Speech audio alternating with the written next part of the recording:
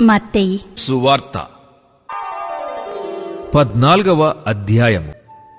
ఆ సమయమందు చతుర్దాధిపతి అయిన హేరోదు యేసును గూర్చిన సమాచారము విని, ఇతడు బాప్తిస్మమిచ్చు యోహాను, అతడు మృతులలో నుండి లేచి ఉన్నాడు, అందువలననే అద్భుతములు అతనియందు క్రియారూపములగుచున్నవని తన సేవకులతో చెప్పెను.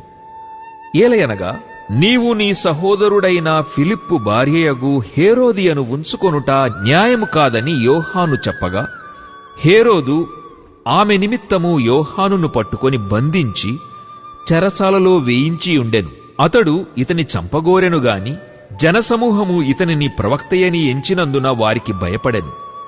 అయితే హేరోదు జన్మదినోత్సవము వచ్చినప్పుడు హేరోదియ కుమార్తె వారి మధ్య నాట్యమాడి హేరోదును సంతోషపరచెను. గనుక ఆమె ఏమి అడిగినను ఇచ్చెదనని అతడు ప్రమాణపూర్వకముగా వాగ్దానము చేశాను. అప్పుడామె తన తల్లి చేత ప్రేరేపింపబడినదై, బాప్తిస్మమిచ్చు యోహాను తలను ఇక్కడ పల్లెములో పెట్టి నాకిప్పించుమని అడిగాను. రాజు దుఃఖపడినను తాను చేసిన ప్రమాణము నిమిత్తమును తనతో కూడా భోజనమునకు కూర్చున్న వారి నిమిత్తమును ఈయనాజ్ఞాపించి బంట్రౌతును పంపి చెరసాలలో యోహాను తలగొట్టించెను. వాడతని తల పళ్ళెములో పెట్టి తెచ్చి ఆ చిన్నదానికిచ్చెను. ఆమె తన తల్లి యొద్దకు దాని తీసుకుని వచ్చెను. అంతట యోహాను శిష్యులు వచ్చి శవమును ఎత్తికొనిపోయి పాతిపెట్టి యేసునొద్దకు వచ్చి తెలియజేసిరి. యేసు ఆ సంగతి విని దోణి ఎక్కి అక్కడ నుండి అరణ్య ప్రదేశమునకు ఏకాంతముగా వెళ్ళెను. జనసమూహములు ఆ సంగతి విని పట్టణములో నుండి కాలినడకను ఆయన వెంట వెళ్ళిరి. ఆయన వచ్చి ఆ గొప్ప జనసమూహమును చూచి వారిమీద కనికరపడి వారిలో రోగులైన వారిని స్వస్థపరచెను. సాయంకాలమైనప్పుడు శిష్యులాయన యొద్దకు వచ్చి, ఇది అరణ్య ప్రదేశము, ఇప్పటికే ప్రొద్దుపోయెను.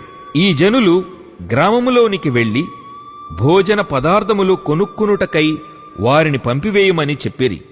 యేసు వారు వెళ్ళనక్కరలేదు, మీరే వారికి భోజనము పెట్టుడని వారితో చెప్పగా, వారు ఇక్కడ మన యొద్ద 5 రొట్టెలను 2 చేపలను తప్ప మరేమీయూ లేదని ఆయనతో చెప్పిరి. అందుకాయన వాటిని నా యొద్దకు తెండని చెప్పి పచ్చిక మీద కూర్చుండుడని జనులకాజ్ఞాపించి ఆ 5 రొట్టెలను 2 చేపలను పట్టుకొని ఆకాశము వైపు కన్నులెత్తి ఆశీర్వదించి ఆ రొట్టెలు విరిచి శిష్యులకిచ్చెను. శిష్యులు జనులకు వడ్డించిరి. వారందరూ తిని తృప్తి పొందిన తరువాత మిగిలిన ముక్కలు 12 గంపల నిండా ఎత్తిరి. స్త్రీలును పిల్లలును గాక తినిన వారు ఇంచుమించు 5,000 మంది పురుషులు. వెంటనే ఆ జనసమూహములను తాను పంపివేయనంతలో తన శిష్యులు దోణి ఎక్కి తనకంటే ముందుగా అద్దరికి వెళ్లవలనని ఆయన వారిని బలవంతము చేశాను. ఆయన ఆ జనసమూహములను పంపివేసి ప్రార్థన చేయుటకు ఏకాంతముగా కొండ ఎక్కిపోయి సాయంకాలమైనప్పుడు ఒంటరిగా ఉండెను. అప్పటికా దోణి దరికి దూరముగా ఉండగా గాలి ఎదురైనందున అలల వలన కొట్టబడుచుండెను. రాత్రి 4వ జామున ఆయన సముద్రము మీద నడుచుచు వారి యొద్దకు వచ్చెను. ఆయన సముద్రము మీద నడుచుట శిష్యులు చూచి తొందరపడి భూతమని చెప్పుకొని భయము చేత కేకలు వేసిరి. వెంటనే యేసు ధైర్యము తెచ్చుకొనుడి, నేనే, భయపడకుడని వారితో చెప్పగా, పేతురు, ప్రభువా, నీవే అయితే నీళ్లమీద నడిచి నీ యొద్దకు వచ్చుటకు నాకు సెలవిమ్మని ఆయనతో అనెను. ఆయన రమ్మనగానే పేతురు దోణి దిగి యేసునొద్దకు వెళ్ళుటకు నీళ్లమీద నడిచెనుగాని గాలిని చూచి భయపడి మునిగిపోసాగి, ప్రభువా, నన్ను రక్షించుమని కేకలు వేసెను. వెంటనే యేసు చెయ్యి చాపి అతని పట్టుకొని, అల్పవిశ్వాసి, ఎందుకు సందేహపడితివని వానితో చెప్పెను. వారు దోణి ఎక్కినప్పుడు గాలి అణగెను.